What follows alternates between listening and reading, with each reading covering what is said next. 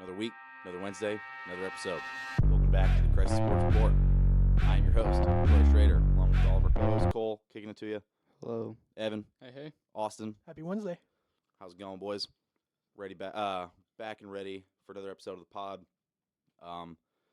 Baseball opening day is tomorrow. The Final Four and championship weekend starts just a few days. College basketball. This is truly the best time for sports in the year. I swear, early to mid-March, and like late March as well, because it's late March at this point. Fantastic. You got basketball shaping up in the NBA. You got the MLB getting ready to kick off. You got March Madness, which is personally my favorite of any postseason event in all of sports. But what a time, especially with the tournament we're having.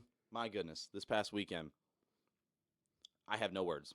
I just got to issue an apology to San Diego State University. I'm sorry for doubting you. I think it's unreal. I know we said this last week as well, that we thought all the 12 seeds were going to win in the first round, and now here we are in the Final Four with 2 5 seeds. We predicted them to lose way back in the first round, and now 2 of them are about to play. One of them's guaranteed to play for the championship. Or not guaranteed. No. For a second, I meant to say they're both in each game. Like, there's 5 seed in each game. But, just said that wrong. But, yeah, we could possibly have a 5-5 seed matchup in the championship. But I actually looked. The lowest seeded Final Four on average came in 2011 with number 3 UConn, number 4 Kentucky, number 8 Butler, number 11 VCU, average seed of 6.5. This year is the second lowest average seed of all time in Final Four with 5.75, with a 4, 2 5s, and a 9. I like these so much better. I love them. Like, everybody keeps talking about, there's no blue bloods. Like, this is terrible, blah, blah, blah. Last year's tournament didn't stick out to me, and we had 4 blue bloods in the Final Four. This one's so much better. Like, San Diego State, no one watches them. They're a West Coast team, so no one's going to stay up till 2 in the morning watching them play. Creighton, that was a tough game. I was really rooting for Creighton on that one. But then FAU, who thought FAU was any good? Nobody. Everybody probably picked Memphis over FAU at the beginning. I don't know. I know a lot of people loved FAU as a 9 seed. I think I had them beating Memphis in a decent bit of my games, or decent bit of my brackets. I don't think I had them making a run past the Because you had them playing 32. Purdue next, right? Yeah, I had a lot of brackets, so I had the one that I put money on had Purdue winning, so obviously FAU was losing in that one.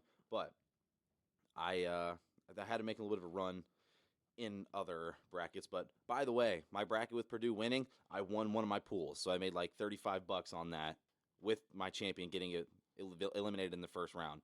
And if that doesn't speak to the craziness of this year's tournament, I don't know what does, because if it's right off the bat and your champion's getting out and you have a pool of 25 plus people and everyone else is still doing worse than you, and your max immediately drops from like 1,900 to 700 after one day, that's insane.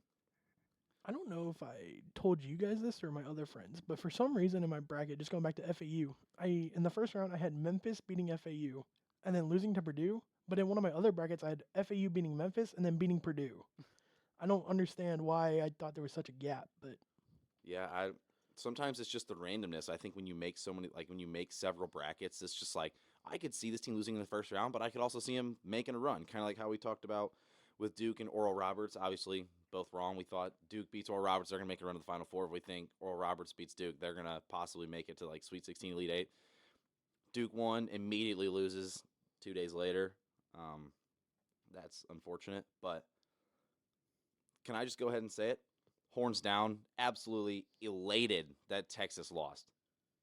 Couldn't be more happy. Funny story. I'm also extremely happy Texas lost because I'm still on that Miami train for Nigel Pack. But if Texas would have won, I would have won my bracket pool. So Texas. I had split feelings. No matter what, I was a winner. I didn't win any money even if I would have won the bracket pool. So at the end of the day, I think I still came out on top. But Texas losing is what won me my bracket pool. If Texas would have won, I would have dropped out of like the placing to win money. But them losing, I was ecstatic, especially because I wanted to see a Big 12 team win the championship. So it was mixed feelings. I'm like, God damn it, Texas is really going to win this game.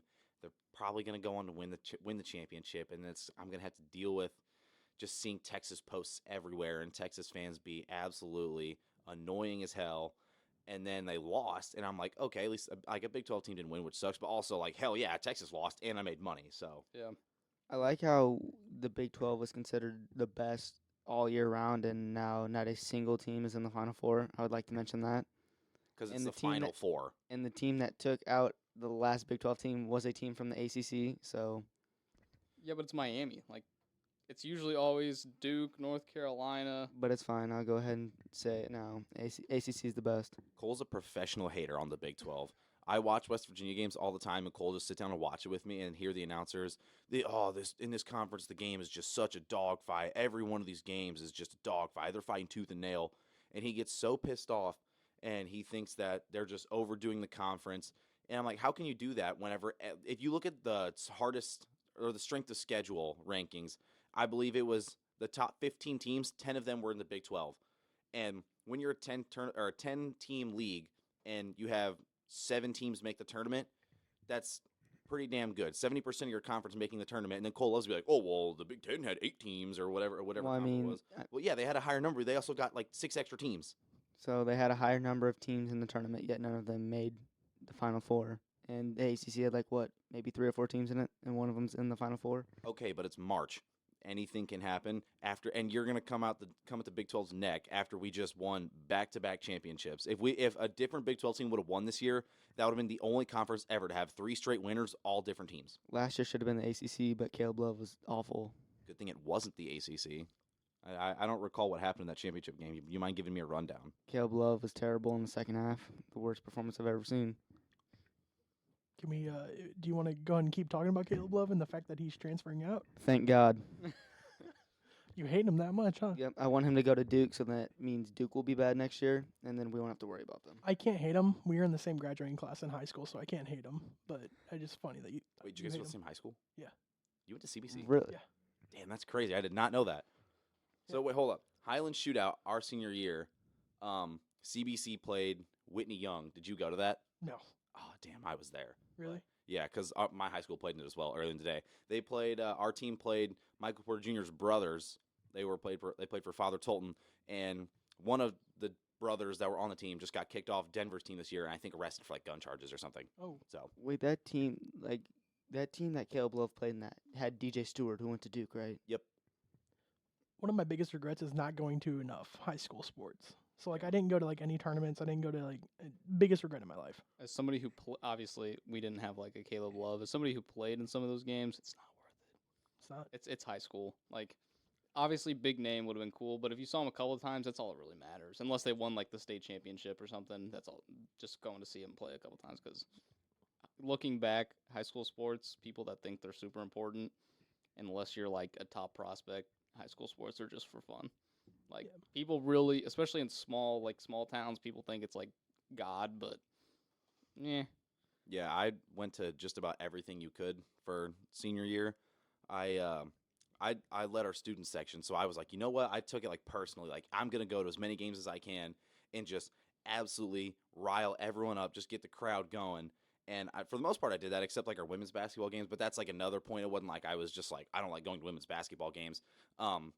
The fans would never, like, I would try to get students to just get hyped, and everyone's like, no, we don't feel like doing that. We're just gonna watch the game. So then all my friends on the team got pissed off at me, like, why aren't you leading the student section? So then as a point, just to, because it pissed me off, I stopped going to all the games. So then there would be like 3 students at all their game. It was their senior night, and I didn't show up, and they text me, wow, love to see that our senior pep club leader didn't show up, and I just texted them back a thumbs up because I was pissed, not having it. They were going around talking behind my back too, like, we need a new student section because Troy sucks ass at this. But I mean, obviously it was 3 years ago now, so I'm not like super angry. But at the time, I was like, what the fuck?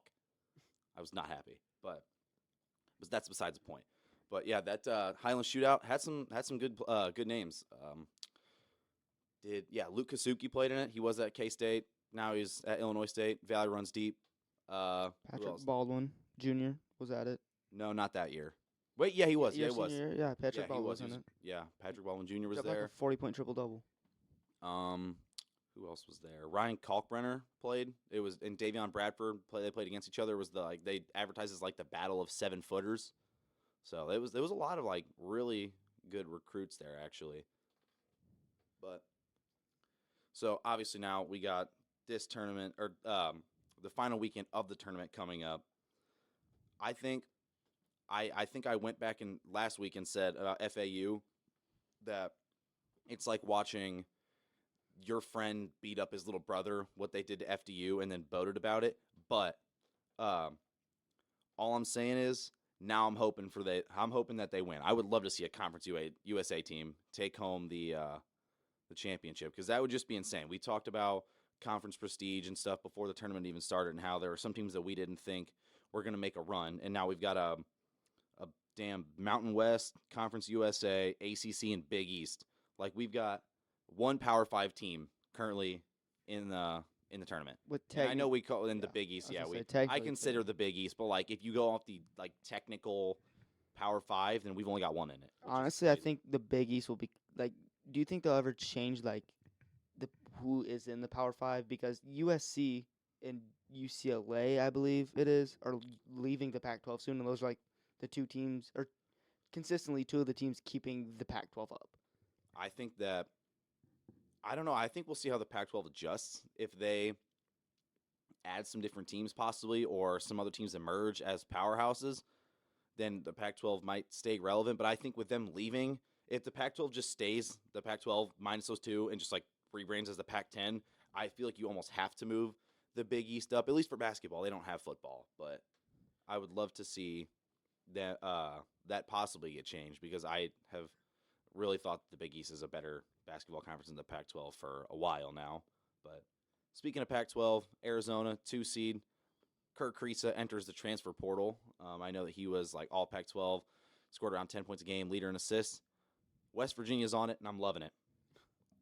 Sounds like McDonald's, but for real, I couldn't love it more. He's taken a few visits to some schools now, but a lot of places have predicted that he goes to West Virginia, which I would love to see. I think he'll be going to Nebraska. I hope not. Just my opinion. Nebraska Why? Sucks. Yeah, that's. I just heard that was I just heard that was their number. He was like the second highest currently. I think he'll go there. That's the only. It's been to West Virginia and Nebraska that he has taken to visit to, and apparently Xavier's also in the running, because Sean Miller is now Xavier. He was Kirk Kriisa's head coach at Arizona. So those are the three teams apparently in the running, but they have crystal ball predictions have had West Virginia at the top so far. But so also another thing, FAU, this is only their second time making the tournament in school history, in the Final Four, possibly a chance to make it to the championship. Dusty May is their current head coach. Do we think that he stays at FAU after a run like this or leaves? Oh, he's leaving. Yeah. I don't know anything about the coaching landscape in men's basketball right now, but he's got to be leaving. There's got to be a better school. I don't want to say better. Already that guy from FDU already got a job, right? Yeah. So one of those things, though, is kind of how it's like a blessing and a curse almost for Dusty May, I feel like, because Tobin Anderson, FDU loses in the first weekend, and then you have a chance to replace someone else at a job who maybe their team was eliminated earlier in the tournament, or they fired their coach after season. Like, you can move up in terms of conferences after that. But if you're FAU and the season keeps going, you can't talk about changing your job until the season's over. But some of these spots are already getting filled. Like Notre Dame filled their head coaching job while the tournament's still going on. California just filled theirs today. And there's not many Power 5 jobs open now, and they've been filled during the tournament. Say FAU loses last weekend, maybe he takes a job. But now it's kind of like, do these schools want to play the waiting game? I know Penn State is currently still looking for a head coach because their head coach was the one that left for Notre Dame. And I've seen some people say that they want Dusty May, but it's one of those, are you willing to wait? I mean, I know it's only another weekend, but how do we know that Penn State hasn't already gone through extensive interviews and searches through candidates, and now they're narrowed it down, and they haven't even had a chance to talk to Dusty May? And you also got to think on the other end, too. If you wait for Dusty May and you get rid of all these people that you were looking at and they go accept, and then Dusty May's like, actually, I'm going to go here, or I'm going to stay at FAU, now you're just screwed. Exactly. It's definitely one of those situations where it's kind of damned if you do, damned if you don't. But actually, I don't know if I'd say that. I'd say maybe like a catch-22 situation. But I would love to see Dusty May go for it. I think that he's a fantastic coach, and he's really getting the most out of his players. I mean, obviously, when you're a 9 seed and you make a championship run, coaching is going to be a big part of it. But I love his story, too. I always love seeing players or coaches that were not necessarily super successful as players. Like, he didn't even play college basketball. He was a student manager at Indiana, got done, worked around as at a few colleges as like a video analyst, video coordinator, and then eventually after 6-7 seasons of doing that, gets a job as an assistant coach. Slowly works his way up, and now he's at his first head coaching job. He's been doing it for a few years now, and obviously has a chance to make the championship. But I just love people like having those stories where it's kind of like a rags to riches type thing. Before we go into our next point, and I know we're covering the Final Four, but can we just go back to last Thursday for that slate of games? Like Kansas State, Michigan State, what a game. Oh my Yeah, God. That was a great game. Like I texted you a couple of times, Troy. I was like, we should like have an emergency podcast God, just to it was- talk about that game. The And, like- alley-oop, I knew Troy was probably jumping out of his seat for that one. I was going ballistic. I swear to God, it was Marquise Noel wiped his sweat up with the towel. I'm like, he's so good. This guy's insane. And Cole's like, dude, you have got to chill out. And so, I mean, maybe it was a little excessive, but I swear that he was just everything he did had my jaw dropped. Like 20 points, 19 assists. Like, come on. Also, side note, Evansville made a graphic in the tournament this week. I saw that. Yep. Yeah, I saw that. Yeah, it was during the tournament whenever Marquise Noel had his 19th assist. They showed the top assist games of all time in the tournament, and one of them was Gary Payton dropping like 18 assists on us in the tournament. So Evansville was mentioned in a graphic. Good job, UE. We made history. We made it. We made it to the Sweet 16, guys. My schools are always on the wrong side of history. We got Purdue, now UE, rough.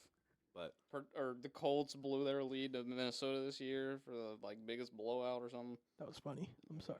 Okay, thanks.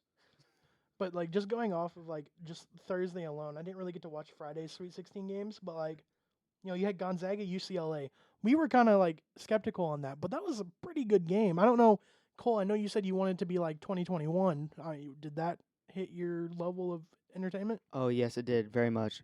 Not as much because like I was on the wrong side of it. I wanted UCLA to win, but it still lived up to the hype. I won't lie. I mean, back-to-back shots like that always is great. I mean, obviously the last one wasn't really necessarily a buzzer beater, but it's like they ran the Villanova play and it worked. And I was listening to Jay Wright talk about when he ran it at Villanova, and the Jenkins shot is actually the last option. Like when they would run it in practice, they never got to that option because there was every other option available. And so for them to run it for Strother to hit the shot, that's technically not the best option. And then he drills it. Like, it was a horrible shot. Like, let's be real. Like, I get he was kind of open, but From kind the of in logo. rhythm. But why are you shooting a backwards pass like 6 feet behind the line 3 with a crap ton of time left? and you're on the dead sprint. You got to immediately catch, stop, shoot. It's such a hard Yeah. shot, but It was one of those where I was like, what the hell are you doing? And then when he hits it, I was like, that's the greatest shot he's ever made in his life. Like, I've never seen anything better. Yeah. Also, I would like to point out that before the game, I said Malachi Smith is going to be their X factor for that game, and he did absolutely that. They got no scoring from their guards. Rasir Bolton, 0 points, 0 for 1. Nolan Hickman, 0 points, 0 for 4. Their guards, and then Strother obviously hit that big shot. He was 5 of 15 from the field, 16 points. No guard play for them at all. And then you're like, you know what? Malachi Smith run you the whole second half. Like, he barely came out. He was one of 3 players in Gonzaga or on Gonzaga's team that had double digits. Gonzaga scored 79 points. They had 1, 2, 3, 4, only 5 people score the basketball. Like, that's unreal. Drew Timme with 36. Like, that's just unreal. I'm looking at it. And honestly, the way Drew Timme was playing, I was really thinking, like, you know what? I think Gonzaga is going to give UConn some trouble. I think that Sonogo's really good, but Drew Timme's potential National Player of the Year, he's not going to win it, but, like, he's a finalist. He was an All-American first-teamer. I'm like, you know what? Sonogo's kind of feasted on guys that are a little bit more inexperienced or not as talented. So I was like, you know what? I think that they kind of cancel each other out. And then Drew Timme goes out there and just it was like he didn't even want to play. The announcers made a point. They were like, wow, this is just fantastic for the Zags. They've got Drew Timme out here, 4 minutes remaining in the first half, no fouls. We're 3 minutes into the second half. Drew Timme has 4 fouls already. Like, he just picked him up like that. He just kept knocking him down, just foul after foul after foul. And they had to take him out. Then Sonogo ends up going out there and not really eating it up, but he had 10 points, 10 boards. And I'm like, this is just unreal. I was fully expecting this game to be wire to wire. And then all of a sudden, like, it felt like I was watching the game, would look at, like, just turn my head for a second, and I would look, and UConn's up by 5 more points. And eventually, I just stopped watching the game because I'm like, this is just unreal. They're winning by 30 points. This is just not even a game anymore. Can we talk about that? How did UConn have such a cakewalk weekend? Like- Defense. That is insane. Like, obviously, they still. So what they do? They dropped 79 and then 82, 88 against Arkansas, 88 against Arkansas. and then 82 against UConn. Yeah. Or sorry, against Gonzaga. Like, Cole's got to be loving it over there. Yeah. Big UConn guy. Yeah, they're making my cup proud.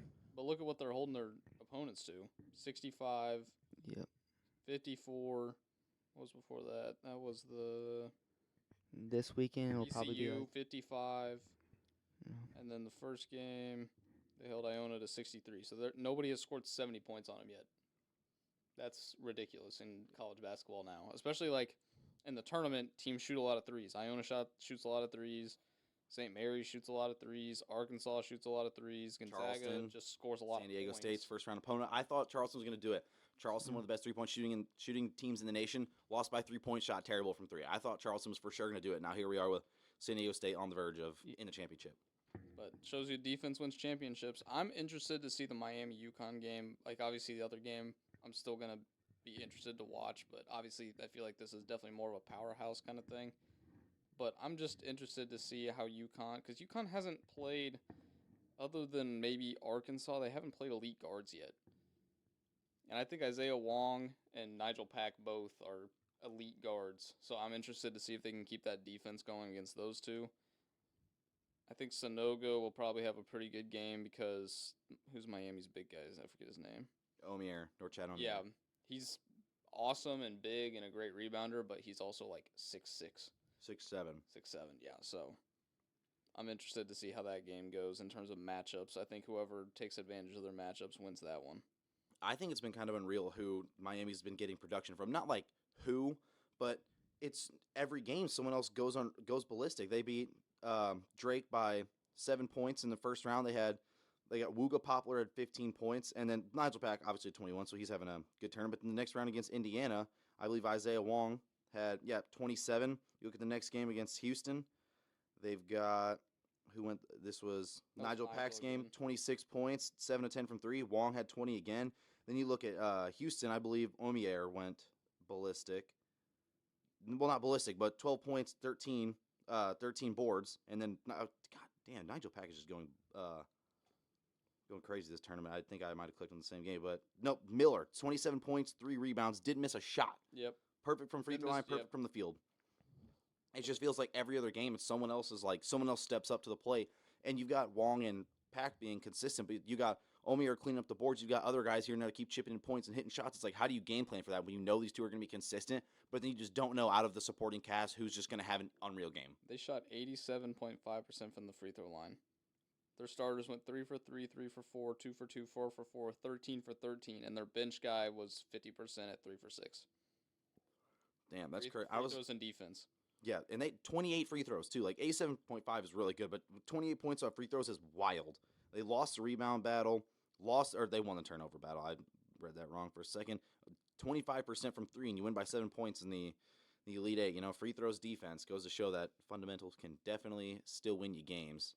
But I would love to see any team but UConn win the championship, and I have nothing against UConn when I say this, but every team in the Final Four except for UConn has never won an NCAA championship before. So if FAU, San Diego State, or Miami win, we will have a first-time champion, which I would love to see because it just goes to show that now more than ever, anyone can truly win it. And we've been having a lot of upsets. Well, a 15 seed has made the Sweet 16 each of the past 3 seasons, whenever it only happened one time in history before that. We're seeing a lot more upsets. Like you see these mid-majors and small schools come out and just no one expects them to really do anything, and then they punch like a Power 5 blue blood in the mouth, and then they win, and everyone's like, holy shit, and they're shocked. But I feel like this is starting to become the norm. I honestly I'd love to see it, because as much as I'd love to see a dominant team just go out and just wax their way through the competition, win the championship, and just be like, wow, holy shit, this team was dominant.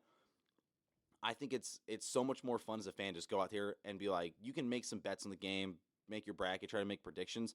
But if you truly have no idea who's going to win every game, and it's damn near like a coin flip, it makes for great basketball, because then you truly want to watch everything. You're so invested, you have no idea, like literally what's going to happen. You have no clue.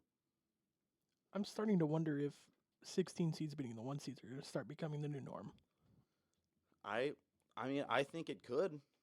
I think that with 15 seeds starting to be 2 seeds now more often, teams are starting to not. I don't know how to say this. I guess not be caught off guard by small seeds because sometimes you take them lightly, then they come out and take a big lead. That's whenever you're potentially going to get messed up.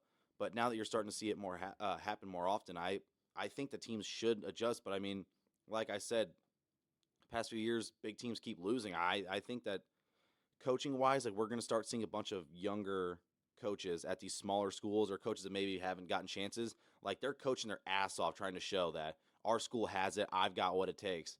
And I really think that it's just going to be like a masterclass performance from these smaller schools going forward because they know that it's been done before now, that it also motivates them as well. Beyond the numbers, beyond anything else, basketball is a game of confidence. And so when you see 1 seeds go down, when you see 2 seeds go down, all these upsets, see a 9 seed in the Final Four, all this kind of crazy stuff, it breeds confidence in young teams and in lower seeds and that kind of thing. So once it's been done, that's like you said, that it happened once that a 15 seed got to the Sweet 16 in the past 3 years we've had one. It happens once. It breeds confidence, and then all of a sudden it just keeps happening. I don't even care if it becomes the new norm, because even if it's the new norm, it's still going to surprise people, and it's still going to make for ecstatic Cinderella stories and all that kind of stuff, because at the end of the day, even though we've seen it happen a billion times, it's still an upset, and that's the whole point, that it's just the underdog stories, right? And then even then, like Evan said, we've got a bunch of small teams that are winning games like that. You come into the tournament every year, and like it may become a norm possibly where you're like, okay, well, it's happened 6 years in a row. The 15 seeds made the Sweet 16. But all those 2 seeds are 2 seeds for a reason. It's not like they're going out here and giving a team that deserves a 9, a 2 seed, and then it's like, okay, well, this is just waiting to happen. These teams are good, and they're adequately seeded, and people are like, nah, they're just too good to lose to this team, though, right? And it's just going to be like an endless cycle, and I'm here for it. Which I don't know if it's been a debate recently, and we haven't really talked about that, but like this is a prime example to never expand the tournament past 68. Yeah, I heard they're trying to make it like 90-something. Don't. And some guy's saying that it's probably going to happen. That And he sucks. said it's a terrible idea. I absolutely hate it, but there's so much money behind it that it's going to happen, because at the end of the day, all sports are driven by money, no matter what anybody says. So you obviously know more than I do. How are they going to do it? Like, I have no idea. is it going to be like 24 seat or 24 teams per like quadrant, or I don't know if they're going to do that, or if they're going to have like more like first four kind of like more play-in games. I have no idea how they plan to do it. I haven't seen enough stuff about that. I mean, I wouldn't be against the idea of expanding the tournament, but I don't want to see a drastic expansion. Like, don't get me wrong, I would be okay with seeing 2 extra play-in games, and then that way we've got 72 teams, and then you have 3 playing games each, like 3 playing games one night, 3 playing games the next night. Gives you just a little bit more basketball, maybe makes people a little bit more money for the viewership, and gets some of these other schools a possibility to showcase what their program is doing. But I think that if you just make it too much, like it kind of turns to fatigue. Like it's just going to make it harder to win as well. If you make it 92, you're going to have, or whatever, 90 something. But the only way I'd be okay with it is change it so that there's more play-in games. Get all of the teams that, like the low-seeded teams that won their conference tournaments, automatically get a bid. Put them in the like official tournament, and then get all the bubble teams to play each other for the low to mid seeds. Like, so get Wisconsin, get Rutgers, get North Carolina. Obviously, then you're still gonna like always have the first 4 out, last 4 in, but you just have more of those last 4 in teams. That would be the only way I'd kind of be okay with it. But if you start changing it so that it's no longer 64, 32, 16, 8, 4, 2, you don't want to. I feel like that's just a horrible idea.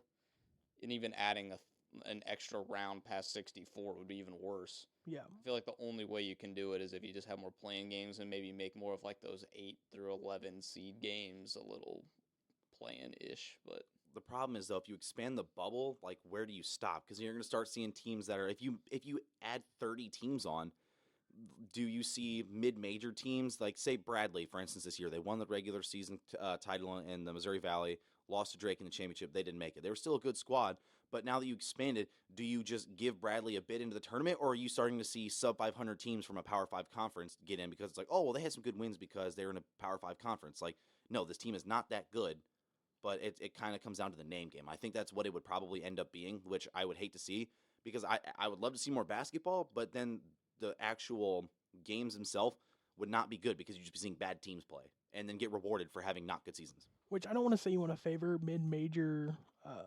conferences in this, but if this year has shown anything, is that mid-majors can play. So I wouldn't be like, I would be okay if they did expand the tournament and you have the top 2 seeds, maybe not top 2 seeds because you can always have a run in the conference tournament, but the top 2 teams in each mid-major, they make the tournament. I'd be okay with that, but I don't know. Yeah. Because again, like I would like to see like who'd Princeton played Yale, right, for their conference championship. If Yale would have got a bid, they put up a fight against Princeton, and look what Princeton did. So clearly Yale's still a good enough team. So in that case, maybe you do like whoever wins your conference tournament championship, automatic bid. Whoever gets second place, or you could even go within. So like if during the season, the regular season champ was the team that won the tournament, then you just go by second name. Or if the regular season champ didn't win the tournament champ, the regular season champ gets in as a playing game. That, I guess, would work a little bit. But at the end of the day, you're just adding teams in just to make more money and play more games. And it's taking some of the specialness of being one of those teams to make the NCAA tournament. Like you watch every time those little baby teams or teams that are on the bubble make it, pure elation and absolute heartbreak for the teams that don't. The more teams you keep adding in, the less it matters. And it's just like with the NBA. I love the play-in games because it's just one and done basketball half the time, and that's fun to watch. But at the same time, it doesn't, like, you can say, oh, Pacers made the playoffs. No, we didn't. We were the 10th seed in the East of 15. We were 10 out of 15, and we were in the playoffs. It doesn't count. It doesn't matter. I don't know if you know this, does the NBA count the play-in tournament as playoffs? They count it as postseason. Yikes. So I think if you still don't make it into the 1 of 8, then you still get put into the lottery, but you still consider it, you made a postseason appearance, and so then people, like, we're not getting into this, but when you start getting into, like, GOAT debates and stuff, then you can be like, oh, well, LeBron made the play-in tournament this year. That's another postseason thing to add on to his list of accolades. I was like, no. He's probably going to be 10th or 9th in the West. Obviously, you could play your way into the 1 of 8 seeds that play in the tournament or in the playoffs, and then whatever happens, happens. But to be fair, that though, kind of stuff is stupid to me. The West is so tightly contested this year that although the Lakers are not looking great and people are like, oh, LeBron's team is failing, LeBron has been hurt, AD has been hurt, and they've traded away a few players, but they're also 2 games out of, like, the 4 seed. Like, it's... People were talking about the Thunder dropping out of the play-in tournament. They're also, if they lost the game the other day to drop out of the play-in, if they would have won that game, they would have been like the 7 seed. So it's completely decided by 1 or 2 games in the West. It's so tight that you go on a 3-game win streak, you move up 5 spots in the standings. So I think that nothing should be taken for granted in the West until the play. It's kind of not over till the fat lady sings, I guess. I know we're kind of off topic now for March Madness, but do those play-in tournaments give you like something more to play for, like as the regular season goes on? Because like I'm talking about this through the NHL standpoint. Like the Eastern Conference, all playoff teams are set. Like they've been set for like 20 games now, you know. But maybe having that play-in tournament gives these teams that are not in it, but you know are good enough that you know they just got outplayed or outperformed by teams that have a great beginning of the season. Do those play-in tournaments give these teams more to play for instead of just giving up? Yes, but at the same time, like in the West, it shouldn't matter because everybody's playing for the 5 seed in the West right now. The 5 through like 12 seeds in the West are within like 4 games or something like that. So even though it gives you something to play for to get into the play-in tournament, if you didn't have the play-in tournament, everybody would just still be fighting for the 8 seed. And then it matters when you get into more matchups and stuff like that, because now it's like if you had a tied record for the 8 and the 9 seed, whoever had the tiebreaker, they're the team that's going on, the other team's going home. But now it's like, well, we're the 9 seed, who cares? We're going to play the 8 seed or whatever in the play-in tournament anyway, so who cares? I guess another true argument against it is that it prevents tanking, but I also don't know. No, it doesn't. You don't think? Have you watched other than, I guess, Jay Ivey popped off, go Purdue, but have you watched the Pistons or the Rockets played basketball recently? Or the Spurs? I do not watch NBA. Okay. so. Shit, you don't want to watch the Rockets. No, you do not want to watch the Pistons. The Pistons can be fun because they're just young. They have like James Wiseman, all those guys, but they're garbage. And then the Rockets are tanking, and the Spurs are tanking. So I would sort of lump the Hornets in there now. I mean, they've been winning a few games recently, like kind of unprecedented, where I'm kind of like, why are you winning? Because I know they want to discourage tanking, but it's obviously still a thing. And with a player that they consider, with Wembanyama considered to be the best prospect since LeBron, if you're the Hornets, why are you playing yourself out of the 1 seed conversation? It's not even like LaMelo Ball is there. They've got bench guys that are like, you know what, let's play our asses off to beat the Mavs on a Tuesday night. Like, cool, you got that win, but lose the damn game and then possibly get Wembanyama. LaMelo comes back, and then you're playing for possibly a championship next year rather than you get the 7th pick, and now you're fighting just to get in the play-in next year. It's funny you mentioned that just because I'm another shameless NHL plug, but I'm a fan of the Blues. We traded away most of our star players at the trade deadline because we sucked. We've won like 8 of our last 10 games, and now we're Nets. Yeah, same thing. And we're costing ourselves a chance for the number 1 player, who is as good as, even better than Connor McDavid, which I think everyone knows who Connor McDavid is. Like, he's just as good as Connor McDavid, and because we've won 8 of our last 10 games, we won't even get a shot at him. Like, I don't get that. And maybe that's where we were talking about last week, having those tournaments, because you were a big fan about having those tournaments between the non-playoff teams to where maybe the worst team doesn't actually get the first round pick. Yeah, I completely 100% wholeheartedly agree with that because, one, it encourages playing hard during the season and not tanking, so you can, even if you can't make it into the playoffs, you've got the top seed going into a little playoff to try and get the best player, and then also it matters and you care, and then we can get teams that are maybe right on the verge getting some superstar, develop them well.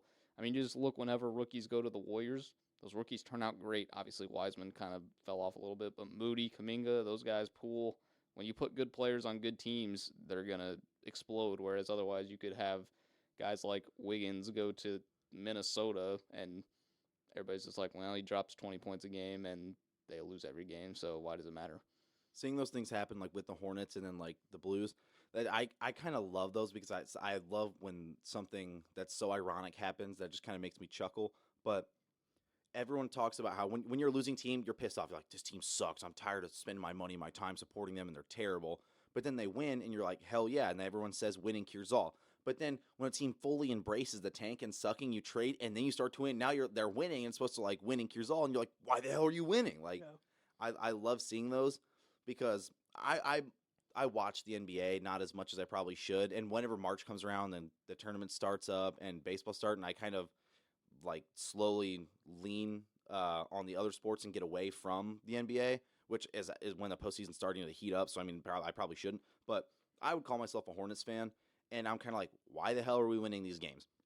And it's like inexplicable too. It'd be like Terry Rozier on a random Tuesday goes off for 45 points and misses 3 shots. And it's like, yeah, Terry, get your buckets, but like at the same time, you're getting paid regardless. It's not like you're playing for a contract year. You're already making 20+ mil. I mean, at this point, and you're not late in his career because Terry's still in his 20s, but like, why are you not just like, you know what, screw it, I'll drop 25 this game rather than 40. My team will lose by 5 points. Next year, you got Wembanyama. We're a legit contender. You know why Jordan's better? Because everybody played like that back then instead of tanking or taking nights off because they don't need to try because they don't care because they got their money. I mean, I'm not a fan of players sitting out, but at the same time, when people bring up debates like LeBron versus Jordan, I don't want to get into it too much because I know Cole's going to get pretty riled up here, and we're going to go on for a long time. Cole's a big LeBron guy. But if you can't put blame on Jordan or LeBron for their competition. Like, if you beat them, that's great on you. But at the same time, like, you can't blame LeBron for other people sitting out, and then it's like, oh, well, LeBron beat a team that had these stars not playing. Well, LeBron can't be like, hey, guys, play this game because I want to beat you. Like, it doesn't work that way. So, I mean, I think it's kind of another situation where it's kind of, I don't want to say damned if you do, damned if you don't, because it's really not one of the, like, a situation that sort of applies, but it's like LeBron gets shit on regardless, because if he wins the game and they're not there, it's like, well, the team didn't even play. And then if they're there and he loses, oh, LeBron sucks. You can't beat the good players. But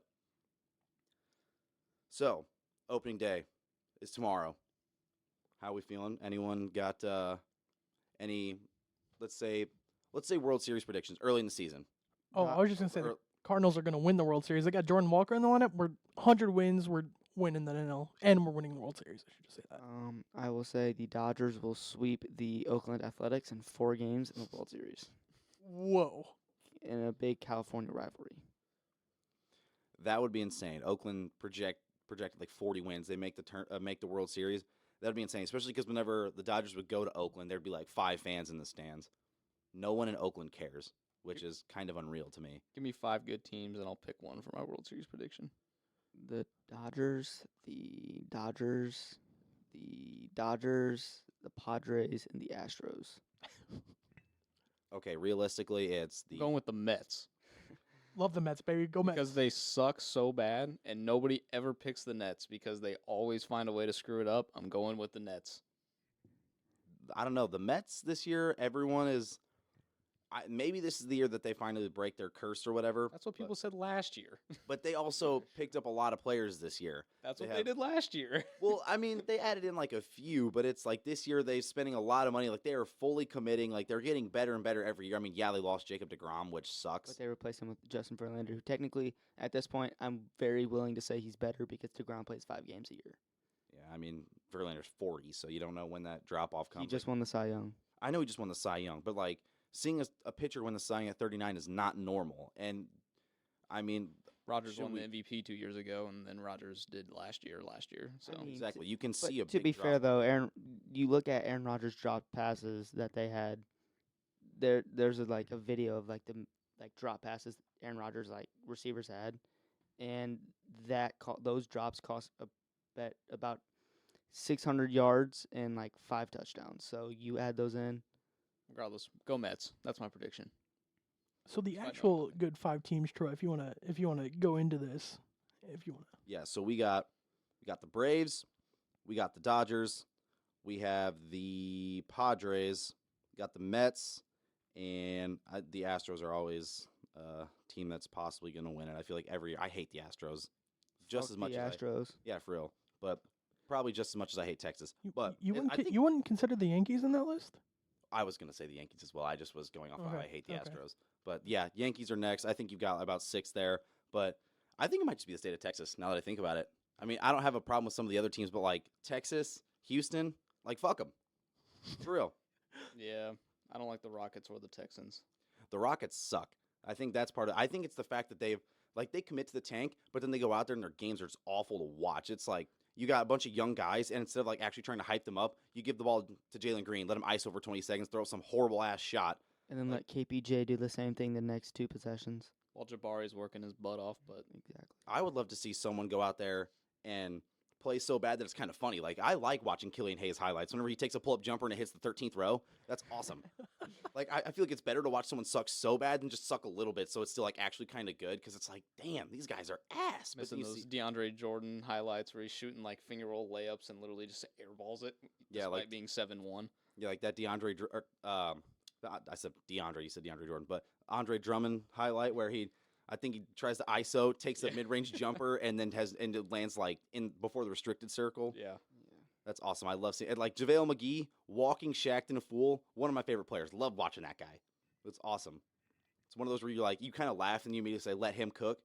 That's the best time. But Where'd the dog go? Sorry. going back to the World Series, those are the 6 teams. You need me to repeat them, Evan, if you want to make a pick, or are you sticking with the Mets? go Mets. I hate New York and I hate the Mets anyway because they're in New York. But go Mets because why not? Can we talk about how you had like five NL teams in that top 7 list? That's impressive. Mm-hmm. And they're all from the West or the East. Like, Yeah. Central is pretty overrated or Central's- underrated. No, Respectfully, the Central they sucks. suck. Yeah, Bad. they Yeah. suck. That's what I want to say. They suck. Honestly, I don't think the Cardinals will make the playoffs. I think the Cubs will because they have Cody Bellinger, and he's the best player in the league. Dansby Swanson too. And Dansby Swanson. That's the See, sexiest team. Cole was It's the hating. Cubs. If they had Kelly Oubre, they'd be set. They would be. Cole was steady hating on Dansby Swanson in the offseason because the Dodgers were sort of linked to him. I mean, big name for agency, the Dodgers are going to be linked to him every time. But he was like, Dansby Swanson has one good year, and I swear to God, he's not even that good. Like, I don't even want him. So I think it's purely because Cole's like a It's- certified meat writer of Cody Bellinger. Yep, he's my That favorite as soon as he player. gets on one team, this team's going to win it all. Like Cody Bellinger, dark horse MVP. He said that last year. Cody Bellinger batted barely over 200. It was his first full year off an injury. Give him some leeway. I mean, I support Cody Bellinger just as much or more than the next guy. I mean, not as much as you could if you're the next guy, but it's I'll been be the next guy. I it's don't even know been- who that is. it's been 3 years since he's put up any sort of respectable numbers. I mean, I would love to see him just pop off and see the old belly back, but we're so far down the line now. I just don't know if it happens. It will. Just wait. I would love to have the optimism of Cole, just completely unwarranted, and then even just like I'm trying to think how to word this, but just completely no reason confidence. Kind of like with UConn, I have a cup of them, so they're going to Yeah. win the national championship. And now here's UConn It's- playing to get into the I national was championship. I was gonna We're- ask you if Cole had like a Dodgers cup, like in the. He does. Do. Do you use that more than the Yukon Cup? I use the Cowboys Cup the most because that's probably Big- my favorite team. Big sports team. Cowboys guy. Big Yes. Cowboys guy. Yeah. you could America's just- team. If you could just go ahead and buy a West Virginia Cup this offseason, I would love that. I mean, I've got one myself, but it hasn't seemed to work because we're constantly ass. So, I'll buy one just to throw it in the fire. well, that was unwarranted, No, it wasn't. just uncalled for. I don't think that Hugs deserves your respect. What did he do to you? Nothing. Nothing. Exactly. Hall of Fame coach. But opening day tomorrow, absolute mortal lock. I'm calling it right now. I know I've talked about how my betting struggles and how they very unlucky. Mortal lock. Reds Pirates tomorrow. No run first inning. Oh, we're going those. Two terrible teams, and you have Hunter Green and Mitch Keller on the mound. I mean, Hunter Green is good, but Mitch Keller's he's solid. He's getting better and better, but the lineups are so bad, and you're facing the team's ace. I think it has to be mortal lock. Now watch it go, and like the Reds are going to hit 6 bombs in the first inning or something unreal. Set like saw a set a 4-3 record. first O'Neal Cruz will go yard. His first at bat of this season. I'm calling So it. you're saying go ahead and do it? Just go ahead. Yep, go ahead and place it. All right, cool. Yeah, that's my mortal lock. Now there's going to be some people out there like, yep, definitely going to fade that. I'm going to take the over on runs. Can't wait till Pittsburgh's leadoff hitter just nukes one to right field. That's what I'm expecting. I'm gonna be pissed. It's gonna be something unreal where like just some like he'll hit a fly ball and it'll land on a bird's back and he'll fly it over the outfield wall. Like it's just some otherworldly shit always happens when I bet on a team. Forget about the pitch clock when the bases are loaded and just walk a run in. I'd be pissed. I'd probably punch my TV. I wouldn't even be that invested in that game, but just because like I'm gonna put money on that, I'm like, dude, it just always seems to happen this way. But all right, predictions for each division. Cole, Like who wins each division? yeah, do you think there's any surprise teams that make a run? Who do you think? I'll Wins go. division. I'll go division by division. Who I think wins each one. NL East, the Atlanta Braves. I feel like that's pretty obvious. The NL Central, Chicago Cubs. That's my one shock team, just because Cody Bellinger. The NL West, the San Diego Padres. Their lineup. I'm a Dodgers fan, so it like hurts saying that, but I cannot deny the Padres like lineup is just far better than ours now. So I won't. And their pitching is like almost as good as ours. So I wouldn't be surprised if they do win the division. And then the AL, I'm gonna go Astros, and then Guardians, and then you got Guardians AL Central? Not White Sox? the White Sox. Their 3 best players are gonna get hurt tomorrow, anyways. So and then Fair. It feels like every year they've constantly, and then you lose Jose Abreu. That's a big yeah, knock. To the team, exactly. but and then AL East, the Blue Jays. You ready for the Interesting. most cold takes in the history of predicting baseball thing? By the way, I had to look this up on my phone. I don't know who's in what division, so all right, I'm absolutely ready. we got the AL Central. I'm going Guardians. That's a good We pick. got the AL East. We're gonna go Yankees. We're gonna go AL West. I'm gonna be bold. Pick the Angels for once. For once, Otani and Mike Trout are gonna be insane and just carry them. NL Central. I'll go. I'm actually. Ooh. I gotta pick the Cardinals just because I don't like the Cubs. I don't know anything about the other teams. I know the Reds are terrible and the Brewers are meh. National League East. I'll go Mets since that's my pick to win it all. NL West. If I would have gone before Cole, I would have picked the Dodgers. Going after Cole, he says Padres.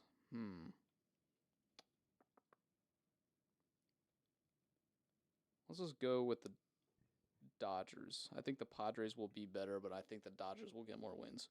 Just because. Sorry Well, to you cut got it, you you off, got it. but let me reverse what I said about the AL West. Fuck the Astros. We're going the Mariners.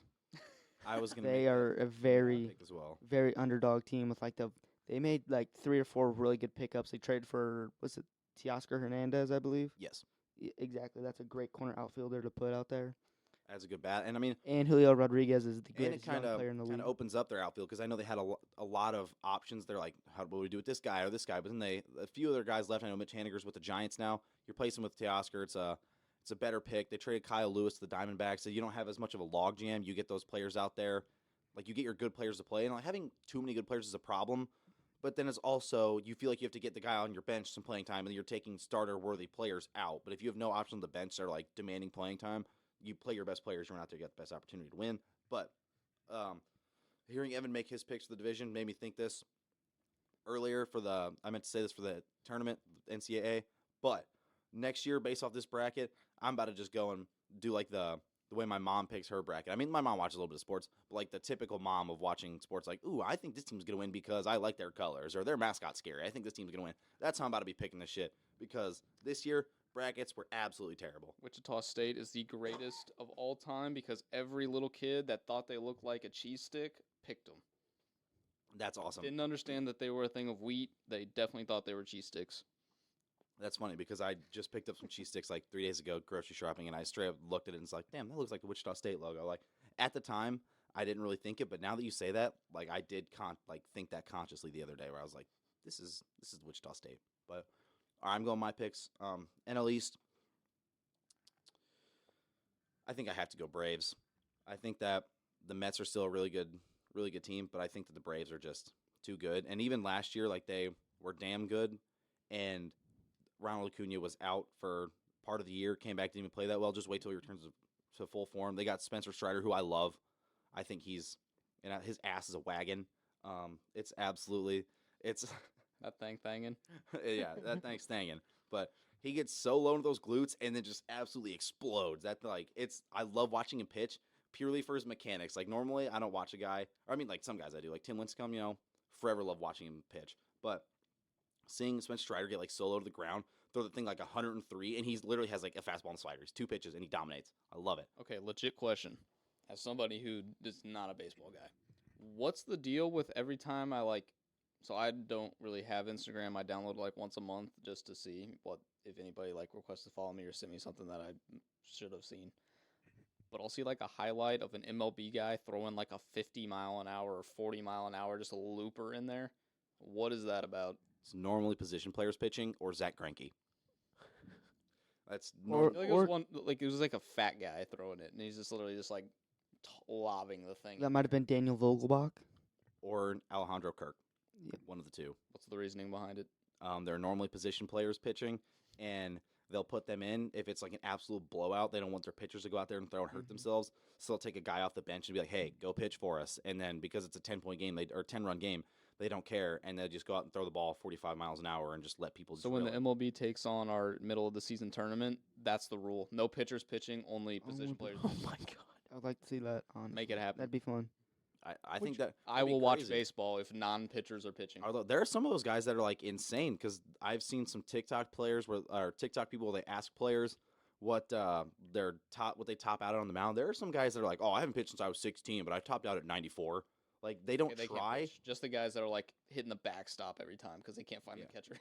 Yeah. Since we're talking about that, there's a new rule this year about that. I don't know if you guys have seen that. Yeah, I see. About- I'm not a fan. I don't about know the why position I don't know players. why you Yeah. restrict it more. So, leading teams have to be up by 10 or more runs in the 9th inning in order to let a position player pitch, while trailing teams can use a position player anytime they are down by 8 or more runs. Ooh. I'm not a fan of that. It's not At awful. all. It's not awful just because I feel like it was getting to the point where like almost every game was using a position player pitching. It was kind of like Every blowout.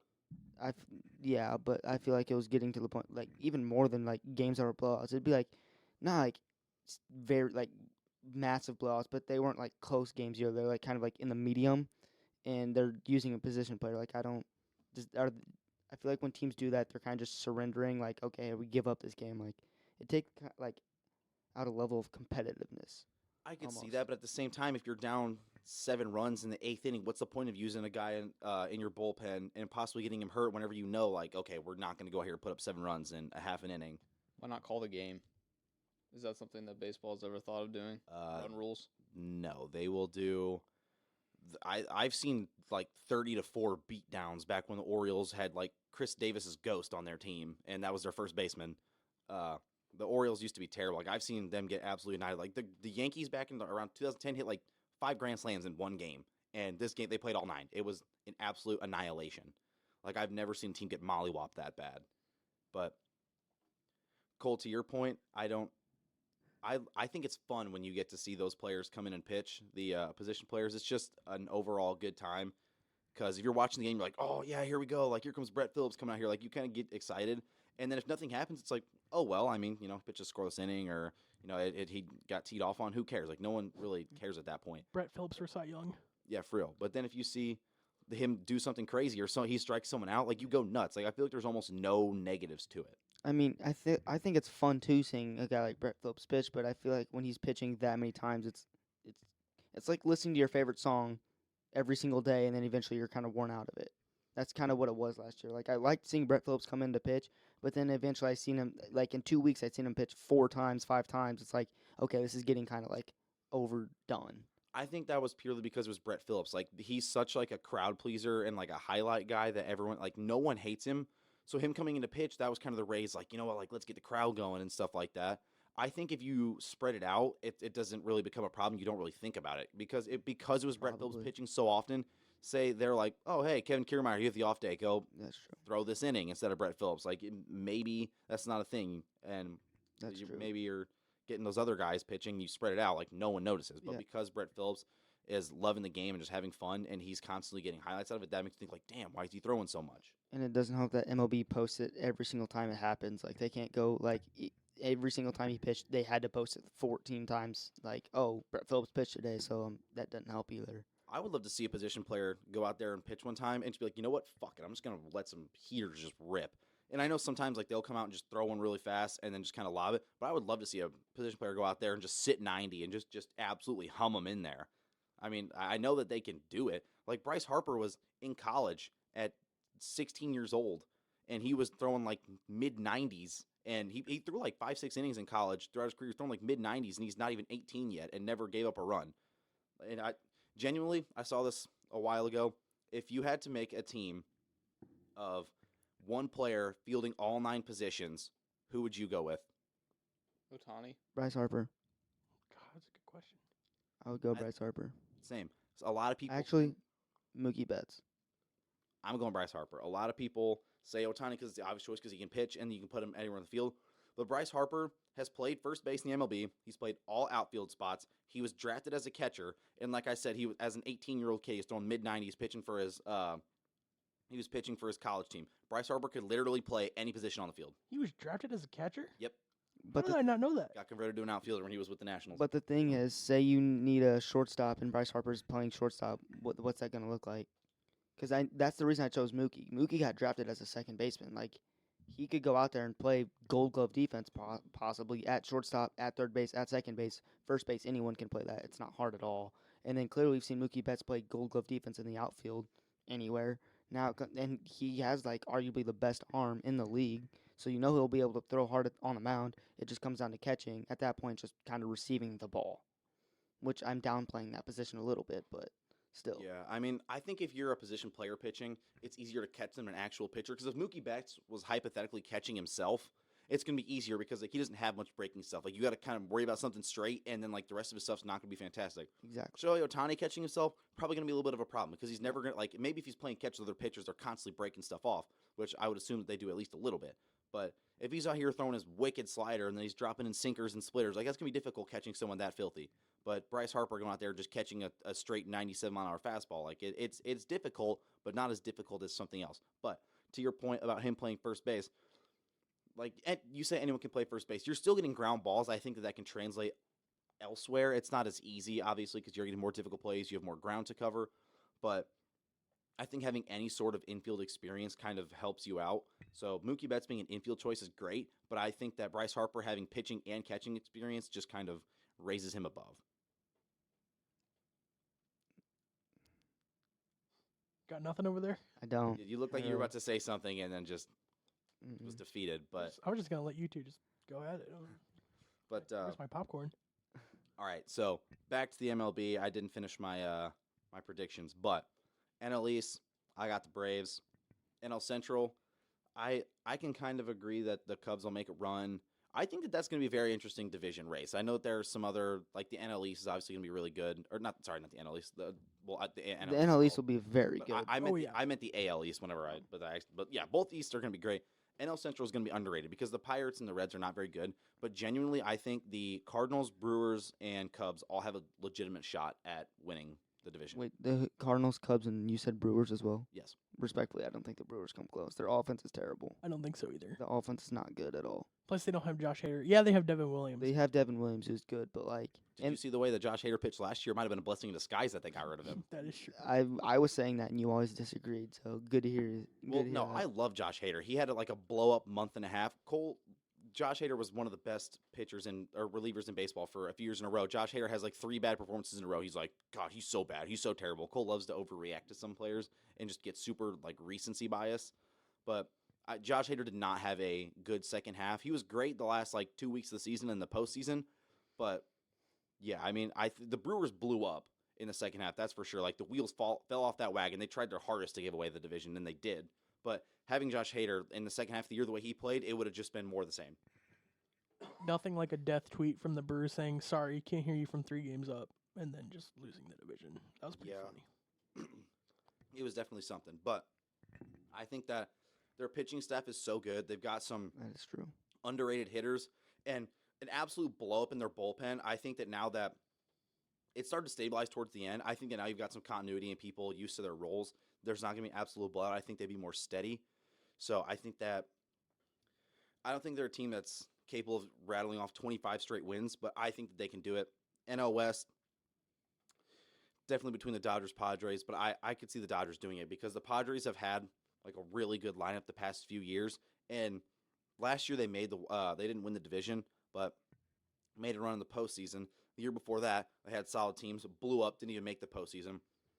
I could see them possibly winning the division, obviously, but I think that it's one of those, like, the Dodgers are so much more experienced and they're like used to winning that they're like, yeah, we're just going to go ahead and take this. I mean, you say they've had really good lineups, but they haven't like this year. We will most likely, barring some crazy injury within the first 41 games, we haven't seen a lineup which we will get to see this year of Machado, Soto, Tatis, and Xander Bogaerts.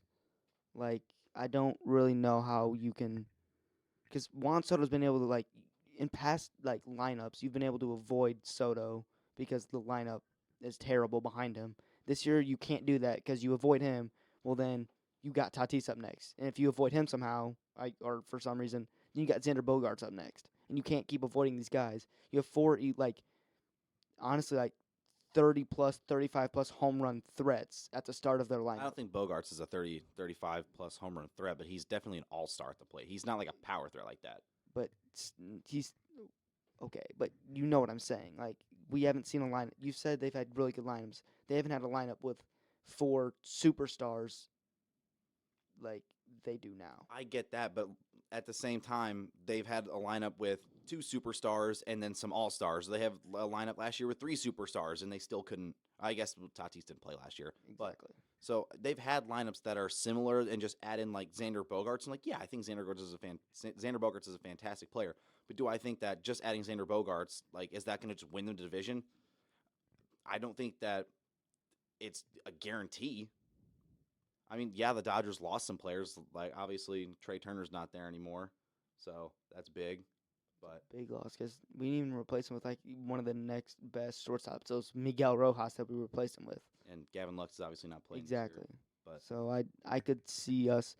I think it'll be like the Dodgers Giants 2021, like 107, 106. But we aren't the ones winning it. It's the other team. I still got the Dodgers, but I think that's good. There are going to be a lot of good division races. I think the AL Central is kind of like the lowest. Like there might be like a little bit of a competition between like White Sox, Guardians. But honestly- it's kind of like the toilet bowl where it's like who's like two really bad teams that. Honestly, the AL West could also be like not that close of like race because like I truly think the Astros will win it, but I don't want to say them because I like hate them with all of my like being. So I want to take the Mariners, but like I don't think it'll be that close of a race to be completely honest. I think the Mariners could do it. I mean, you've got some young guys like Kelnick's never lived to the hype, but he raked in spring training. Julio Rodriguez hurt a little bit last year as his rookie season, so it's going to be difficult. But the Mariners made some good moves at the deadline. You're going to have them for a full season now. I think they've got the best bullpen in baseball. They've got so many guys that are just kind of underrated, and then they're just absolute locks. I love Matt Brash in their bullpen. I wish that he could be a starter more often, but he's filthy out of the pen. I think the Mariners could give a run. Like I truly think that they could win the division. I think that it's within single-digit games, but I think I still take the Astros. But AL Central, I said this a little bit ago. Didn't mean to say two garbage teams, but like two of the. Are you wrong? No. They're two like lesser, like they're kind of garbage teams when you're looking at division champions because you've got like powerhouses in every division except the AL Central. It's like, oh, the Guardians are solid, It's but the same thing as the NFC East in 2020. yeah, You're the team winning it. Well, not in the MLB or not. This year the Guardians won't be under 500 making the playoffs, but like they won't be like 30 games over like Yeah, many other. for sure. They'll probably be 5 to 10 games over 500 Yeah. winning their division. The Tigers spent a lot of money last year and sucked ass. That was a waste of money. That was a shame, honestly. They Yeah. had such high like promise in entering the season. They just kind of fell flat. To be fair, when we say they spent a lot of money, most of that went to Javi Baez, and Javi Baez is terrible, and he has been the last 2 to 3 years. Yeah, and So- a lot of people have looked back on that signing and been like, "Oh, well, hindsight's 2020." The way Javier Baez was, playing, I think that Forsythe should have caught that one. Like he was playing so ass. Like, yeah, let's go give a $275 million contract, whatever the hell he got. But was not a fan of that signing, even whenever it happened. Now looking back, even more so. But I think AL Central, White Sox, Guardians, toss up in the air. It's kind of, I mean, obviously winning the division is huge, but I'm a little bit less concerned with it than the other ones. AL East. Wait, question: do you think the Twins could possibly sneak in and take that in the AL Central? Because I Yes, but no. Because I was going through it and I immediately said Guardians because the AL Central's so bad and no teams like really made any changes. But I completely forgot about the Twins. They did get a new starting pitcher in Pablo Lopez, who could Which be is big. he could be a very like big spark plug to help this team possibly jump into the playoffs. I think that the Twins are one of the most volatile teams in the league this year. I could see the Twins going out and just shitting on all the AL Central teams, winning the division, but I could also see them going like On the 60 and opposite. 100. Yeah. I don't think there's a team more volatile than them. But I've got Guardians, White Sox. Yeah, the Twins could make a run. I'm not betting on it. I think that they could have a winning record, but I wouldn't say that they're division winning potential. AL East, I'm going Yankees. Blue Jays are a great team. They made some good pickups. I mean, they got Dalton Varsho, which is fantastic. And they've already got, Bo Bichette, George Springer, Vlad. They've got some guys that just drill the baseball. But that's who I got. I think the Rays could possibly make a run as well. But the Orioles, good last year. But Yankees all the way. Austin, you got who you picking? All right, so I'll start NL West. Listening to Cole's points about like the Padres and the Dodgers, I'm still gonna go Dodgers. Soto was hurt during most of spring training, and yes, he is starting tomorrow in left field. But if he re-aggravates that pretty quickly, you're losing both Soto, and then you have what is Tatis out for like what 20 games? Like 40. 41. 41? Oh, that's a lot more than I thought. But if they just fall out of the gates like quickly and Soto gets hurt, then I can just see the Dodgers running away with it. But I do agree with you how it's going to be like a 107, 106, and the 106 gets the wild card, which sucked. But Yeah. so I'm going to go Dodgers for the NL West. Might be biased, but NL Central, I'm going to go Cardinals. I think it's going to be I'll be shocked if they don't win at least 90 this year. But I feel like the Cardinals are like a mortal lock to win 90. It's like every year they pick up some guy. I'm like, the Cardinals just barely snuck into the playoffs. They had an okay roster where players overperform. What are they doing? Like, how about you make, like, I've always thought the Cardinals, if they make one big signing or like one big trade, like the past 5-6 years, it's like they're going to be a very good team. I mean, obviously they got Goldschmidt, and that time was really good, and then he got better and better. They got Arenado, but it feels like almost every year they sneak into the playoffs, sign someone that's okay. He overperforms, they get a little bit better, make the playoffs, but then they're just kind of like stuck in playoff purgatory. Like last year, they were in the run. The Soto sweepstakes. It was the Dodgers, the Cardinals, and the Padres. And the Cardinals like backed out because they weren't willing to give up Dylan Carlson. Which, if you want to talk about that real quick, Dylan Carlson is now the 4th outfielder of the team. Like, I don't know what the hell they were thinking. Like, if it was Lars Nootbaar in that, honestly, I could maybe see that because Lars is clearly like improving quickly. But like, I don't think Dylan Carlson has done like anything different in the last like 3 years. And Soto is clearly like a top 5 player in the league. Dylan Carlson he did have a better spring. He's done better on the right side because he's a switcher. He's done better on the right side, but you're right. I mean, the fact that you couldn't go after Soto, which in retrospect, I don't know if I would have wanted him just because we'd probably have to give up. Let's just go off. And I know it's, almost the whole year passed, so it doesn't matter, but Carlson, I wouldn't have wanted to give up one of our top pitching prospects. Yeah, that would have sucked. I mean, I think Liberatore should have broke season with the camp, or with the Major League camp. But I think that trading him would have been very difficult, especially with the Cardinals' potential pitching woes and Adam Wainwright still being like your ace and probably retiring after this year. I thought he was going to retire after last year. He should have. Yeah. I mean, he's hurt because he was stretching at the World Baseball Classic. Yeah. Like he pulled his groin or something. Like he's fragile. Yeah.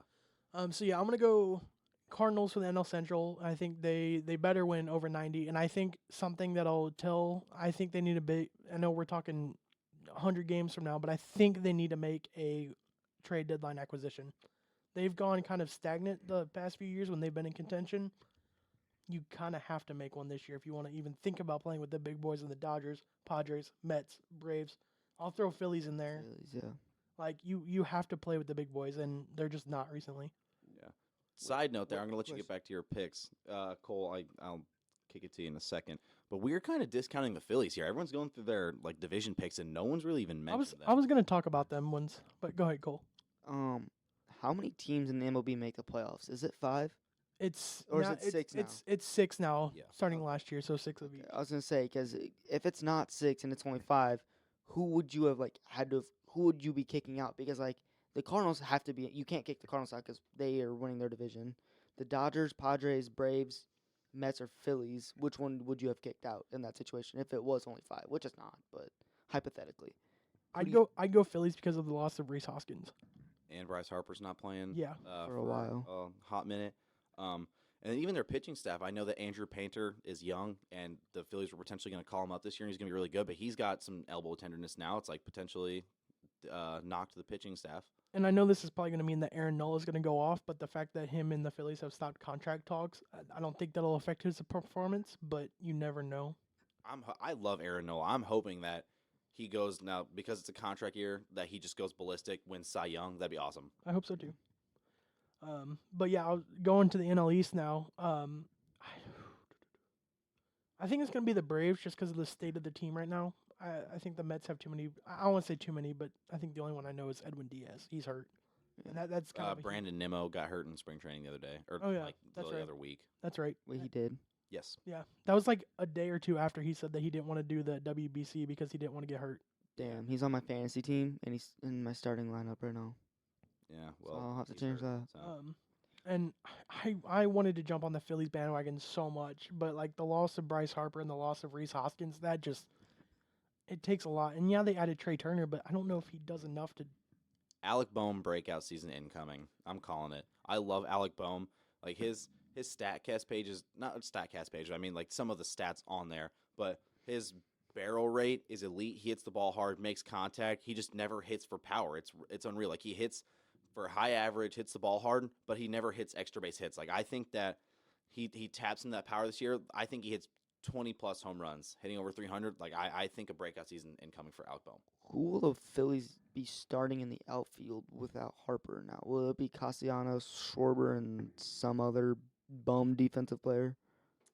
That's a good question. I actually don't know. That's a great question. I only know it'll be the same outfield as last year because with Harper getting hurt, he was the DH all year. So, and that's the thing with Harper not DHing. Do you possibly take Schwarber out of the outfield and put him at DH because he's terrible defensively, and you possibly put a better defensive Well, the player out thing there? is, their whole defense is terrible. Their whole defense is terrible. Yeah, Like it's not even just the outfield. I know, Their but entire infield, outfield, like they're all. JT Real, Well, Real Muto's good, but I'm That's what's talking up. like first, second, short, third, the outfield. It's not very good. Like Alec Bohm is a terrible defensive third baseman. who's their second baseman too? Segura. Yes. No, he's on the Well, last Marlins. year. Oh, I was gonna say he's on the Marlins now. Bryson Stott. Oh, that's right. Oh yeah, I was kind of counting him as a shortstop, but now that Turner's there, yeah. You're right. Also Brandon Marsh. I think he was the Oh, he was yeah. the Forgot guy. about him. Yeah, as a trade deadline acquisition. But yeah, I think he'll be the other one. But I don't think that you can just be like, oh, well, sure, but you're bad at defense, so we're going to move you to the DH. If you had a team that was really good and he was like the 1 weak link, you could do that. But everyone's so bad that I think they're just going to be like, okay, like they're fully committing But to the thing best is, bat lineup. but the thing is, they're starting both play. If they're both starting Brandon Marsh and Kyle Schwarber, then why not just play the better defensive player? You know what I'm saying? Which I'm gonna go ahead and interrupt you here. So the projected lineup off this website called RotoChamp. I don't know how like trustworthy it is, but they do have Schwarber at DH.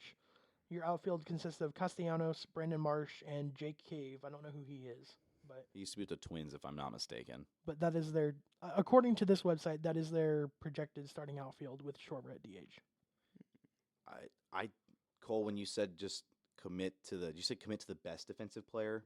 Well, I said if you're gonna start the same player, if you're deciding like who to start in the outfield between Schwarber and a better defensive player, and they're both starting no matter what, why would you not just start the better defensive player at that point? Well, And yeah, it's- obviously, if you're the better defensive player and they're both going to be in the lineup, like why would exactly. you? That was just my question. I didn't know who it was. So if I was just wondering who that is. If they're both gonna start, why not just? Well, yeah, but it's not like they have just a wealth of good defenders on the bench that they haven't. They just been like, we're not going to play you. Like they don't have fielders to play. They did get Christian Pache today from the I did see Athletics. that. And he's good defensively. He's great in the field. Can't Absolutely hit a horrid at the plate. If you could DH for him, you'd let the. If this was like 2 years ago, and you were like, okay, we could DH for Christian Pache or the hitter or the pitcher, I'm DHing for Christian Pache. He's been that bad at the plate, but. I think that he's a potential defensive player out there that is big time. I think that's probably why they got him, honestly. But back to your division picks. So I'll go with Braves for the NL East. For the AL West, God, I want to say the Mariners so bad, but I just don't see anyone topping the Astros in the regular season. Everyone's rooting for the Mariners, I swear. Like Yeah. I would. Or the Angels because of the two power players. I think everyone's realistic enough about it. They're That's like, true. we want to see the Angels win it, but we just don't see it happening. Wait, we have been I want discrediting them because like they haven't been good, but like the Rangers did make a couple quite off-season moves. Like they have Seager still, they have Marcus Semien still, like one of the better like middle infield duos in the league, and they just got DeGrom. Like I doubt DeGrom, like I said, plays more than 5 to 10 games, but like say he does, where do you guys think they place I don't in even that think division? the Rangers were 500 last year. I don't think adding Jacob deGrom suddenly makes them a division-winning team whenever the Astros won 100. Okay. I still think the Rangers are going to be fourth. Yeah. Like I obviously don't see them being better than the Astros. I don't see them being better than the Mariners. And it's like a toss-up between them and the Angels Mhm. because It's just kind of who blows up first. Yeah, Yep. exactly. So AL West, I'll go Astros, hoping for Mariners. AL Central, God, that division sucks. I guess I'll go Guardians. I don't know enough about that division to actually make a smart pick, but I'll go Guardians. And then AL East, I don't know any of this. Did the Orioles make any moves this year? they signed. It was kind of like middle of the pack. It was not like they're getting guys that can, like, they're kind of bridge players. Like, they can stopgap stuff, but they know big signings. They're kind of just paving the way for the future because they've got so many prospects that I think that that's what they're doing. So not enough to really contend for Yeah. the title. Okay, because I kind of wanted to say Orioles because I was kind of impressed with them last year because they kind of made that push. But Honestly, I could see them contending because last year they were like somewhat close. The reason the Yankees just kept going off and off is because Judge was like had the arguably like one of the greatest seasons ever, which I don't think he'll do again. So like, say he comes back to not like absolute reality where he's like getting injured all the time, but like say he comes down to more like realistic season, I could possibly see the Orioles climb a little bit. I think the Orioles could 100% be in the race for a wild card spot. I just don't know if I see them winning the division. yeah, I could. I think I'm in line with you there now that I like getting more information. So I'm Yankees or Blue Jays. Did the Blue Jays do anything? They They- traded away Teoscar Hernandez. Yeah. They got Dalton Varsho. They traded away Moreno, I think, the catcher, to the Diamondbacks. In place of that, I don't think that they made any pitching pickups or anything. I think I'm just gonna go with the Oh, safe They bet. signed Chris Bassett. Oh, okay, yeah. That's a good pick. And they got Brandon Belt, but like Brandon Belt fell off a cliff. I think I'm just gonna go with the safe option and pick Yankees. But I would not be surprised if the Blue Jays and God, I would cheer for the Orioles so hard. Just I would love that. I would love to see it personally. Baltimore, Seattle, ALCS. Give me that. I would like I'd love that. to see it. So we have our division. We all chose our division winners. Who do we have making the play? I think in the NL we all have the same 6 teams for Yeah. the playoffs, and the Dodgers, Padres, Cardinals, and then the 3 AL East teams. And at least NL East. Yeah, my bad. Who do we think is making the playoffs in the AL? In the AL. So I got Astros winning the division. Yep.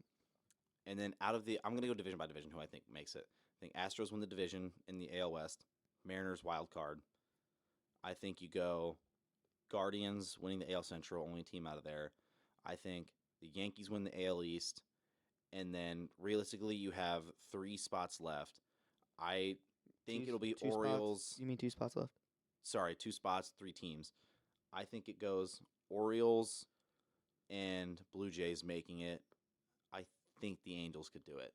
I think so, but that's been every man's downfall. This is the year, guys. This is where the year where the Angels finally make it. And then here comes August. They're like leading the division. Then they go 18-55 to end the season. I mean, And then they lose. I'm exactly with you with those teams. I actually think it's only down to that 6th spot between the Orioles and the Angels. I think the Blue Jays comfortably make it as that 4th or 5th seed. Yeah, I think so as well. It's just I hadn't said them yet. Yeah. But I could see possibly. I mean, I don't know. The Blue Jays are very good, but anything can happen. But I do think that the Blue Jays are going to be a comfortable make. I agree with your guys' 6 teams, but I'm surprised neither of you said the Rays. Because I know you're kind of high on the Rays, I do really like the Rays. but I I don't see it. I think they're just like they don't have like enough like superstar power to like. To be fair, though, that's what everyone's knock against them was, and then they're possibly Kevin Cash pulling Blake Snell away from winning the World Well, Series. that also a few took years an ago. historic playoff run from Randy Arozarena, and since then Randy Arozarena has been He's been pretty good. I think He's there's been just okay. I think there's just one too many teams that are ahead of them. Yeah. Like I think they're in a stacked AL East. Obviously, I could see the Rays finishing 4th, and I just think there's that one team that is just better. I think Wander Franco is just like a little too overrated. I don't think he hasn't produced as much as what people have expected. And honestly, besides Randy Arozarena and Wander Franco, I couldn't name a single other like position player on that Brandon team. Lau. Well, he was hurt like like a lot of last year, and when he does play, he can hit 30 home runs, but that's like about it. Yeah, he hits a lot of baseballs far, but yeah, I don't know. That's kind of the thing though. Everyone kind of discounts the Rays off of that, like they don't really have the star power, they don't have this or that, and then they kind of just run that Moneyball team to success. Like I think the Rays could make it, but I think that I kind of did it too just a little bit ago. I discounted them. I think that it comes down to Angels, Orioles, Rays for the last playoff spot. I'm gonna revise that, add the Rays in there. And also going off of what Austin asked, if the Blue Jays made any moves, I believe they also got Kevin Kiermaier. They this did. offseason. But I mean, I didn't really mention it because it's like great defensive player, but not really adding much to a lineup Can't that's hit- already stacked. Can't swing the stick at all, honestly. Yeah. Anyone got any dark horse MVP Cy Young candidates before we sign it off? My Cy Young in the AL is Shohei Ohtani, and in the NL, Julio Urias. Okay, I said dark horse. Are those not dark horse? No. I mean, Shohei's an MVP candidate. I don't know if he's really a Cy Young candidate, is he? He was a Cy Young candidate last year. Oh, well, never mind then. MVP race. And Urias was in the Cy Young race last year too. And you cannot say Cody Bellinger for your dark horse MVP. I'm not. Austin Riley. That's a good one. Dark horse. Let's see. For the AL, dark horse. I don't know much about the AL. That's the problem. You might have to come back to me on this. I think my dark horse pick, I'm not making one like for every award. My dark horse MVP pick this year, I made the same pick last year.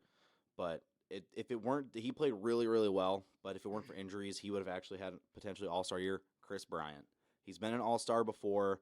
I think that being with the Rockies and being in such a hitter-friendly park, his power numbers could come back. He played around 30, 40 games last year, hit over 300. I think that Chris Bryant could realistically go absolutely insane at the plate and have not like a breakout, but like a sort of resurgence. Cole, raising your hand. Cy Young finalist last year, Shohei Ohtani was not a finalist. Well, I said he was in the race. I didn't say he was a finalist. Well, I feel like if you're not a finalist the previous year, you're kind of a dark horse, but that's just my I wouldn't thinking. say that because he was still an all-star as a pitcher, and he was one of the best pitchers in the league last year. It's just that because he's so unique, they kind of have him on a pitch limit, so it's like he's not throwing as much as other guys. But Urias was a Cy Young candidate, so Yeah. that's not a dark horse. That's not dark horse. And then MVP in the AL for me, I don't think this obviously isn't dark horse, but I think it's going to be Shohei. So Yeah, I'm going Shohei for MVP in the AL as well. Yeah, it's kind of easy. barring some, because I feel like just because he can hit and pitch at an above average level, like obviously, like I'm not saying it's only above average. I'm saying like All-star level at both. yeah, I feel like that guarantees it. And barring some other historic outburst from some player in the AL, I don't see him not winning. So Shohei Ohtani could realistically win the MVP every single year. Last year, I had countless arguments with Cole. Cole said Aaron Judge might have had one of the best seasons ever, which I agree with. I think Shohei Ohtani had a very, very real and compelling case for MVP over Aaron Judge last season. he did, but it wasn't better, and that's why Aaron Jones won. I mean, I'm not hating the fact, like, I think that Aaron Judge deserves it, but I think that Shohei Ohtani also deserved it. You can have several deserving people of the award. Yeah. And I think that you couldn't have gone wrong with those two. But personally, if I was a voter, I'm giving it to Shohei. As a voter, I would have very easily given it to Aaron Judge. You got a dark horse or like any MVP, like any award prediction? I'm gonna hop on the Aaron Nola train for Cy Young for NL. I like him a lot, and I think you're right. It's contract year. He's gonna shove as hard as he can. Big time strikeout pitcher. I'd love to see him just K a bunch of people this year. Yeah. Keep For going. MVP for the NL, I don't think Goldschmidt's gonna have as good of a year as he did last year. I don't think so either. I don't know. I don't know how Arenado's gonna do. Who was second place last year? For It NL was MVP, Manny Machado. Was I it thought it was Arenado, and It was then Machado was Machado. 3. No, because I think Arenado was 3. So was it Machado? Was Machado? Machado was the other one. I thought it was. I don't think Nato made final. I thought it was Goldschmidt, Machado, Freeman. No, it was Arenado. It was Nato. I Yeah. thought it was Freeman. Dark horse though. I don't. Are we going dark horse or are we just going like what is our MVP pick? I chose. I said a dark all of horse them. because I had one. If you don't if you're just thinking it's between several guys, or you can just dark horse or if who you think's gonna win it. God. I just I say I know baseball, but I really don't. I'm gonna. It might sound like bias, but I'm gonna go with Arenado just because I don't. He was more consistent than Goldschmidt last year, except Goldschmidt just had a hell of a first half that it was really just hard to overlook. Mhm. I'll go Arenado. My dark horse hope, Jordan Walker. That would be crazy. As a wild. rookie, wow, that would be sick. My AL, I will say a dark horse, Julio Rodriguez. I like He that. is my super dark horse, but realistically, I feel like AL for the next 5 years it's locked as Shohei. Like I said, unless someone does have a crazy year like Judge did. I wouldn't say next 5 years. He's getting traded to the Cardinals this year, buddy. Oh, that's true. I forgot about that. After this year, he's going to the NL, and then it's gonna with the Dodgers. Well, the next few. Which, if you get traded mid-season, do you just lose all eligibility for that initial? Didn't that happen with CC Sabathia? Where he was traded midseason and he won Cy Young in one of I them. think that they would take into account your first half stats. I mean, it might be taken with a grain of salt because you were not in that league. But I think that if you had an insane year, one half with one league, one half with the other, I think that you would still probably win it if you were a realistic, deserving candidate. But with which league? I guess that's my question. I feel like the one you ended with, I would assume. Yeah, it would be the one you end with is who you would win it with. Which would suck for a person who just shoved the whole year and gets outshouted by someone who got traded like Shohei. Yeah. But I'm going to end this episode off by predicting some breakouts this year. Jared Kelnick has looked fantastic in spring training. There have been reports that he's reworked his swing, changed his approach. There was a reason he was a very highly touted prospect. I'm not saying he's going to go out here, possibly play all-star level. I think it's a possibility, but I think that he goes out there and looks far, far better than he has before. Spencer Torkelson also. These are kind of young guys, but he last year got sent down to the minors mid-season. I could see him possibly doing it this year. His peripherals look great. The numbers were kind of down based off of how hard he was hitting the ball and how well he was hitting it, but the Tigers just moved the fence in. It's a more hitter-friendly park. Watch out for Spencer Torkelson to do numbers compared to last year. Cole, you got your hand raised. Yes, this isn't a breakout, just a resurgence, and it's biased. Jason Hayward, the Dodgers restructured his swing from the past few years because his swing has been horrid these past few years. We restructured it, and he started hit like 3 or 4 bombs in spring training. He's looking pretty good. I don't know if I'd say a resurgence, but I think that he will be a viable bat this year, I think, which is more than you can say in the past. I think that he does get back to at least being league average, which is like it's sort of a resurgence for him because he's been so bad. Exactly. But yes, I think I could see it. Yeah. But with that, opening day tomorrow, everyone, if you're listening, put down no run first inning. Nerfy, baby. Pirates, Reds. It's my mortal lock of the week. But with that, hold on. You got any mortal locks for the weekend, just for future listeners, maybe? Sorry to put you on the spot, but no, I don't, because not a lot of MLB teams have set their lineup, so I don't know exactly what everyone's going to do. And then some teams are still undecided for like day 2 on who they're going to start pitching. And then March Madness has just been such a shit show this year that like every bet I make is just a complete shot in the dark. That's true. So I do not have a bet for the weekend. But UConn's money line. That's Cole's mortal lock. I'd go UConn spread at this rate, the way they're just defending everyone. Yeah, alternate spread minus 30.5. UConn. Good. What is that, plus 10,000? Probably. Quite a payout if it hits. But going to sign it off. Everyone, appreciate you listening. Before we go, everyone give the Crescent a follow on the social media. Instagram, Crescent Magazine. Twitter, CRESCENTMAGAZI1, Crescent Magazine 1.